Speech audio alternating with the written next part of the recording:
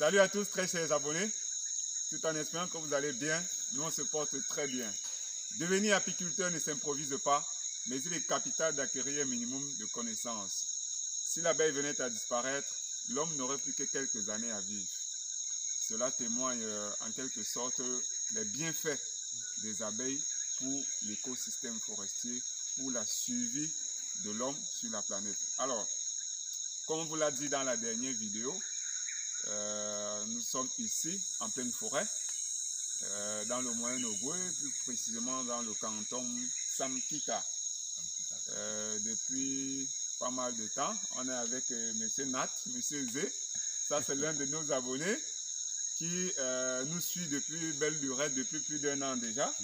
Beaucoup plus même déjà. Et il était surpris, la coïncidence a voulu que nous soyons au Gabon et puis ça l'a davantage motivé à se lancer, à profiter de notre présence pour se lancer dans son projet apicole qu'il est en train de préparer depuis déjà 2 ans et plus. Donc l'idée ici c'était de vous présenter le projet, de vous parler, de vous montrer comment est-ce que vous aussi, si vous vivez en zone forestière, si vous vivez dans des zones reculées, où vous n'avez pas accès à tout le matériel nécessaire pour préparer des ruches de qualité, comment est-ce que vous pouvez procéder? Alors, notre voyage a commencé depuis Libreville. On a voyagé pratiquement 245 km pour arriver à Lambaréné, dans le Moyen-Ogooué. Puis à Lambaréné, nous avons navigué à bord d'un bateau sur pratiquement 100 km sur le fleuve. Voilà, nous sommes arrivés dans ce village, bonne idée, à côté de Sayo. À côté de Sayo. Et puis, qu'est-ce qu'on a fait?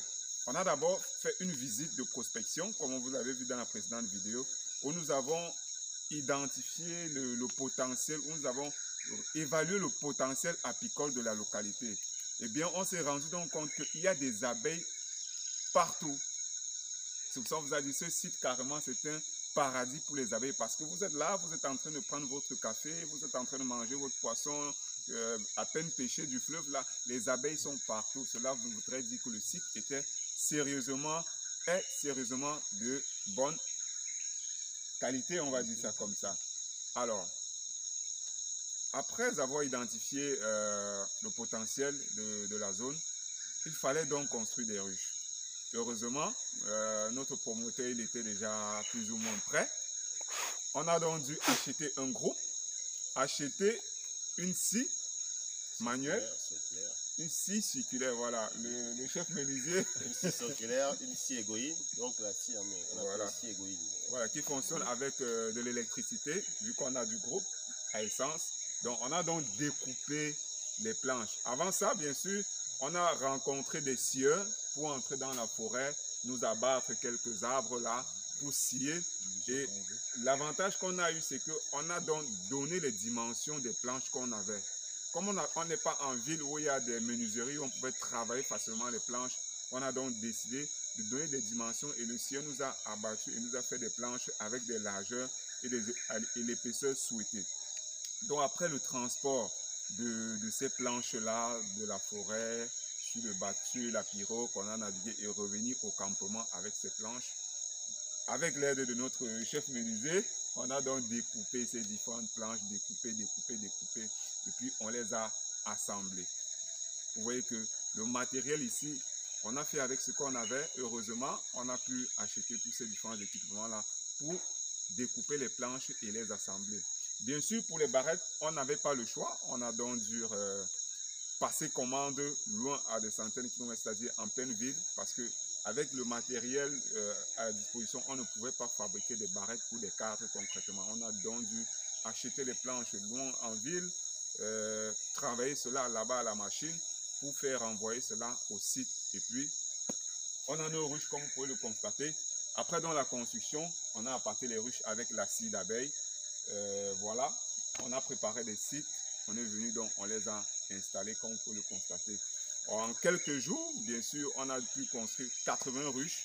Les 80 ruches ont été reparties sur 5 sites différents. Là, nous sommes dans un site. Donc, on a préparé des sites de 16 ruches en moyenne chacune.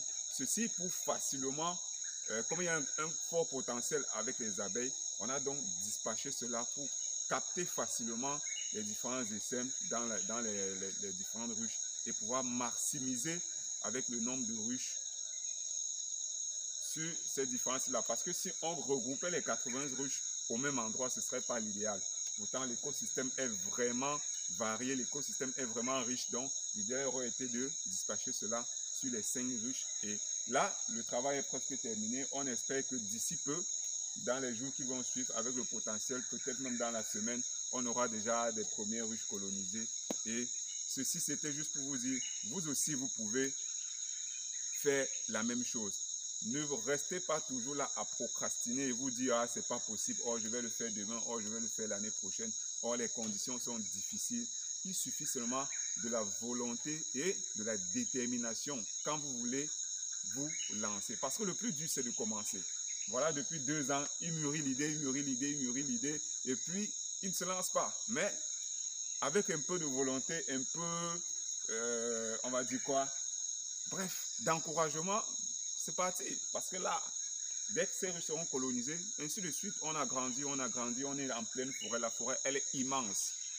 Le site est idéal, parce qu'on vous l'a déjà dit. La réussite d'une activité apicole dépend de quoi? De 3 paramètres. On a l'environnement mellifère, on est en pleine forêt, donc on va produire du miel de forêt. La végétation, elle est abondante sur des kilomètres et des kilomètres carrés. Ça, c'est déjà la première des choses. On a le savoir-faire de l'apiculteur. Grâce à notre présence, il sera toujours davantage coaché et encouragé sur les techniques à appliquer. Et bien sûr, la qualité de la reine, on aura forcément de très bonnes reines avec le potentiel qu'on voit déjà. Ça, c'est ce qui est déjà certain. Le site est là. On a des cours d'eau de part et d'autre. On a le fleuve qui n'est pas très loin. C'est la période. Donc, le site est idéal. Vous aussi, vous pouvez le faire. Ne vous limitez pas, ne vous découragez pas malgré les conditions. Peu importe où on se trouve, on peut produire du miel. Pourquoi? Parce que notre continent est tellement riche. Tellement riche. Le miel africain fait partie des miels les plus appréciés sur la planète. Pourquoi est-ce qu'on ne produit pas davantage? Donc, on va produire. Alors, monsieur Zé, nous sommes pratiquement à la fin de cette phase, parce qu'il faut le dire, ce n'est qu'une phase. Ouais, voilà. Quelles sont vos impressions? Bon, mes impressions sont diverses. Sont diverses parce qu'il y a eu d'abord pas mal d'hésitations, pas mal de recherches, de lectures. Bref, le moment est venu, on s'est lancé, on a fait le maximum. Et comme Dieu aide toujours ceux qui s'aident eux-mêmes, il a permis que tu sois là, et puis voilà quoi. Et ta présence a été, comment dire, c'est un booster. Ouais. Ça nous a boosté encore plus. On a eu les informations qu'on recherchait. On a eu pas mal de produits déjà qui viennent. Donc, comme on disait tout à l'heure, en fait, il n'y aura jamais assez de miel, en fait. Ouais. Il n'y aura jamais assez de miel sur cette terre. Il n'y en aura jamais. Donc, il n'y aura jamais assez d'apiculteurs. Donc, quel est le message dont vous donnez à nos confrères gabonais, nos jeunes gabonais? Bon, moi, je suis un amoureux africaine en général. Hein. Je parlerai à vos Gabonais, en fait. Le Gabon, c'est, on va dire, 85-90% de forêt, en fait. Voilà. Et pour moi, cette forêt, elle est sacrée. Elle est sacrée, elle est la chose la plus belle que nous pouvons avoir. Donc, au lieu peut-être de penser à faire des autres cultures qui nécessitent qu'on coupe tout, qu'on fasse des grandes plantations, par exemple de bananiers, de je sais pas quoi. Il y a d'autres types d'agriculture. Celle-ci, par exemple, le miel, c'est un aliment assez de qualité, c'est quelque chose de précieux.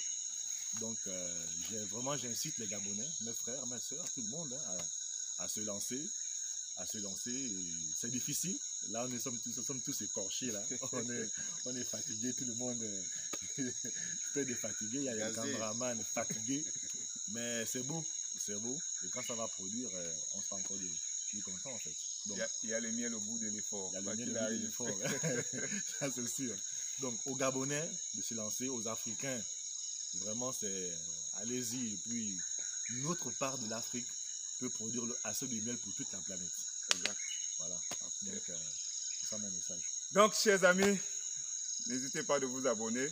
Laissez en commentaire vos différentes questions, vos différentes remarques. Vous savez, nul ne possède le monopole du savoir, nul ne possède le monopole de la connaissance.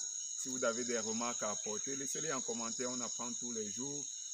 likez la vidéo en cours, partagez pour davantage sensibiliser, car vous le savez, notre but c'est de sensibiliser, notre but c'est d'éduquer, notre but c'est de transmettre le peu que nous connaissons afin que les jeunes comme nous puissions davantage se lancer, se motiver et arrêtons de pleurnicher. Oh, nos gouvernements ne font pas ci, ne faisons pas ça. Faisons d'abord nous-mêmes ce que nous pouvons faire. Exploitons la ressource que nous avons tout autour parce que c'est un potentiel fou que nous avons. Et le laisser comme ça se détruire ou se dénaturer, c'est nous qui allons perdre.